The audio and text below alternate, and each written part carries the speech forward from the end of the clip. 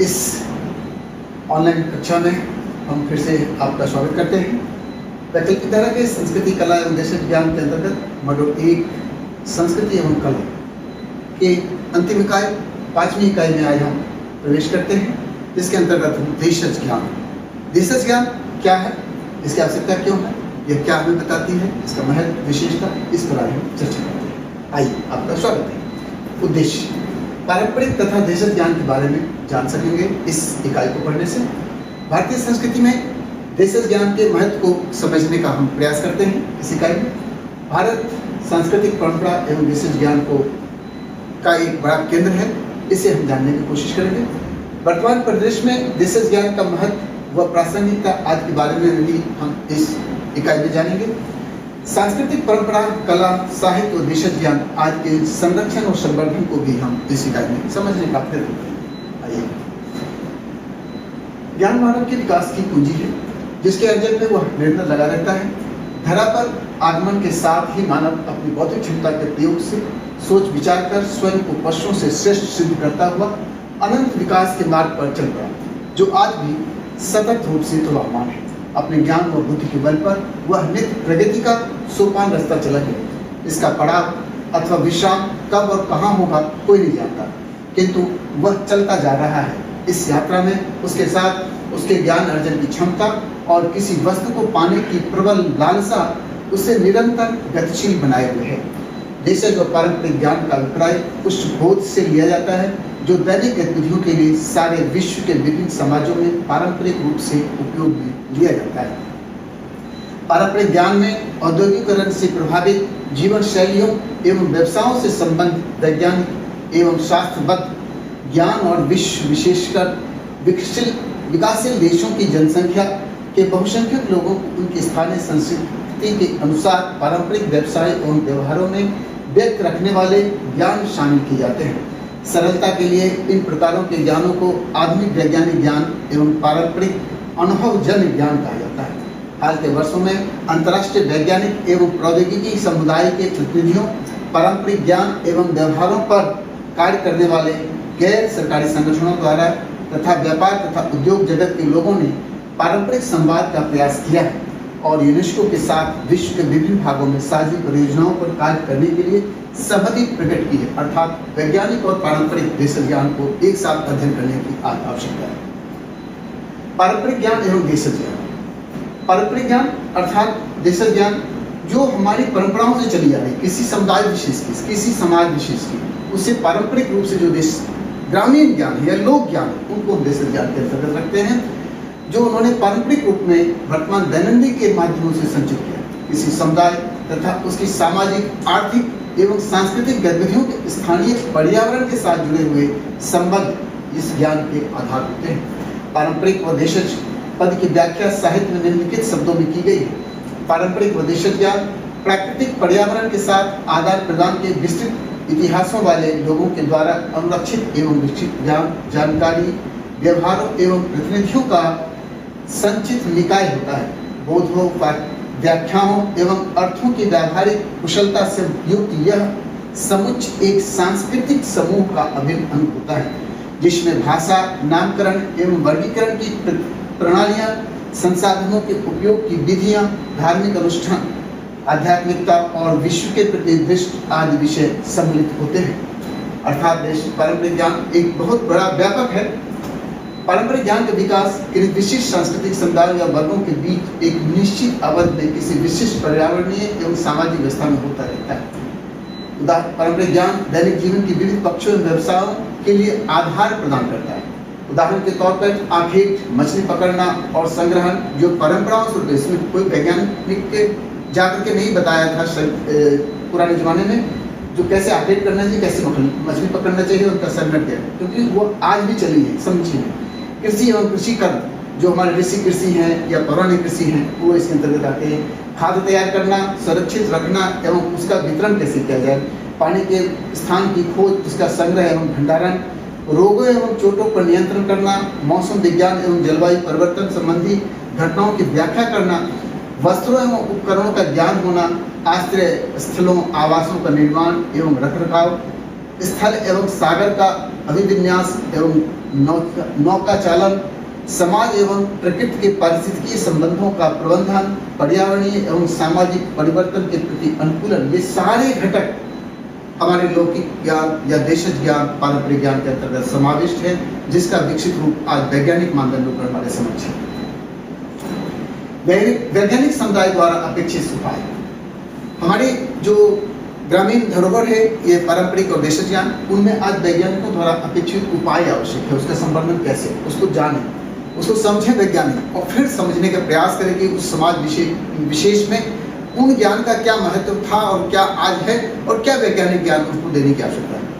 वैज्ञानिक समुदाय द्वारा अपेक्षित उपाय क्या है, तो हम इस पे आते हैं कि वैज्ञानिक तथा विज्ञान संस्थाओं के देशज व पारंपरिक ज्ञान विज्ञान के साथ उनके संबंधों के विषय में जागरूकता एवं साझेदारी विकसित करने की आज आवश्यकता है, जिन्हें हम निम्न रूपों में व्यक्त कर सकते हैं। समझना चाहिए कि वैज्ञानिक भी अपनी उस संस्कृति से प्रभावित होते हैं जिसमें वे कार्य करते हैं।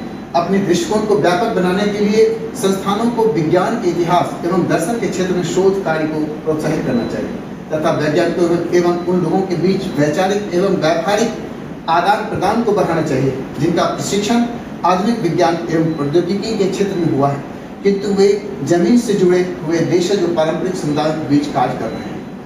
विज्ञान के विकास में देशज और पारंपरिक ज्ञान के योगदानों को पहचानना आवश्यक है, उन्हें रेखांकित करना आवश्यक है, तत्पश्चात उस पर नई चीज लाना उपयुक्त।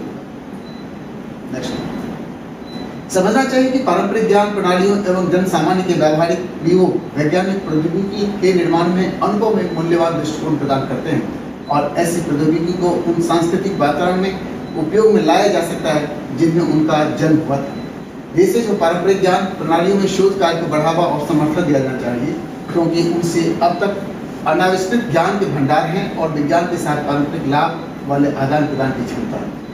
समझना चाहिए कि पारंपरिक समाजों का देशज ज्ञान भी व्यत्यात्मक तथा निरंतर विकसित होता है। जानना चाहिए कि पारंपरिक प्रक्रिया देशज और पारंपरिक ज्ञान प्रसार एवं ग्रहण के लिए बनी है, उन्हें बनाए रखने का समर्थन देने की आवश्यकता है। महिलाओं को देशज और पारंपरिक ज्ञान भंडार को समर्थन मिलना चाहिए, उनके ज्ञान को समझना चाहिए, उनमें संरक्षित या संचित ज्ञान को हमें आधुनिक वैज्ञानिक मानदंडों पर कसना के देखना चाहिए, तत्पश्चात ही उस पर कोई निर्णय लेना चाहिए। यूनेस्को तथा वैज्ञानिक संघों की अंतर्राष्ट्रीय परिषद, international council for scientific union ICSU जैसे सभी संगठनों को मिलकर कार्य करने की आवश्यकता है, तभी हमारे पारंपरिक और देशज ज्ञान के महत्व को उजागर किया जा सकता है, संरक्षित किया जा सकता है, व्यापक प्रचार प्रसार हो सकता है।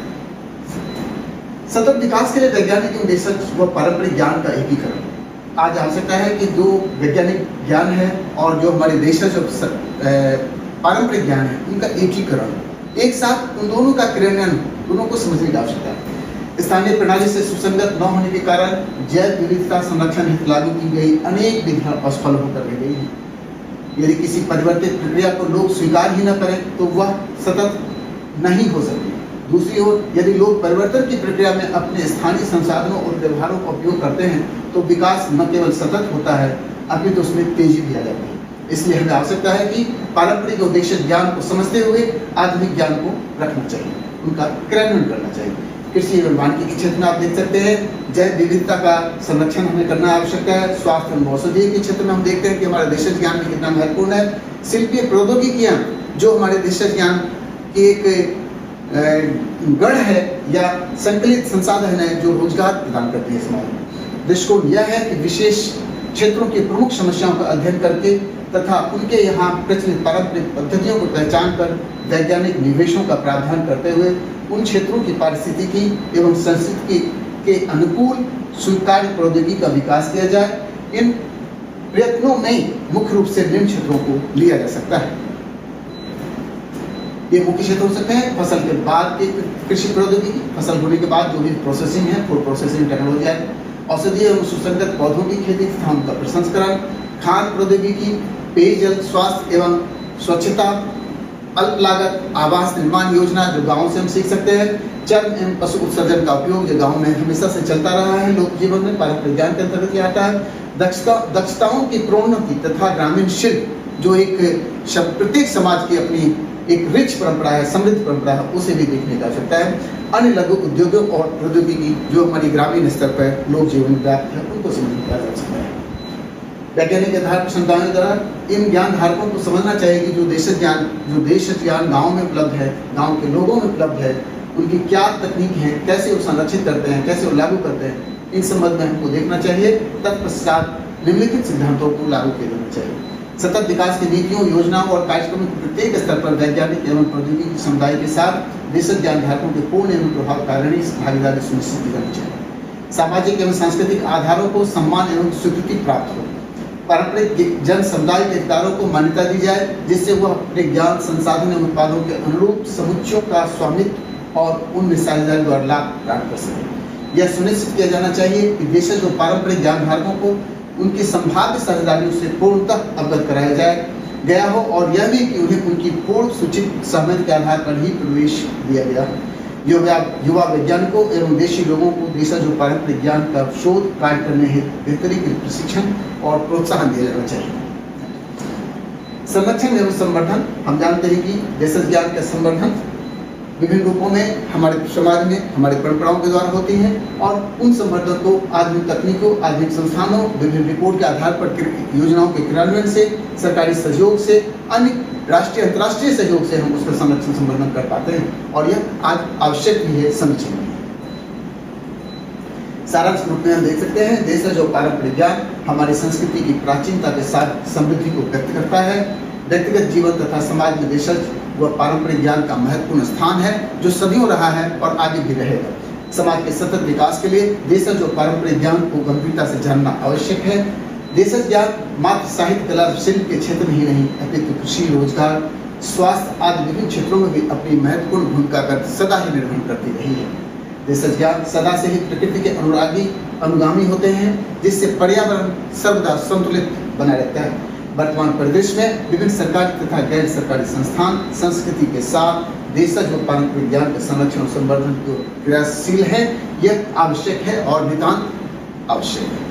विद्यार्थियों, धन्यवाद। यह प्रथम प्रश्न पत्र के 5वीं इकाई के रूप में हमने आज देखा देशज ज्ञान और कला संस्कृति के अंतर्गत जो हमारा वैकल्पिक धारा है उसके अंतर्गत इसको समझा। हम अगली कड़ी में, अगले क्लास में फिर उपस्थित होंगे। धन्यवाद।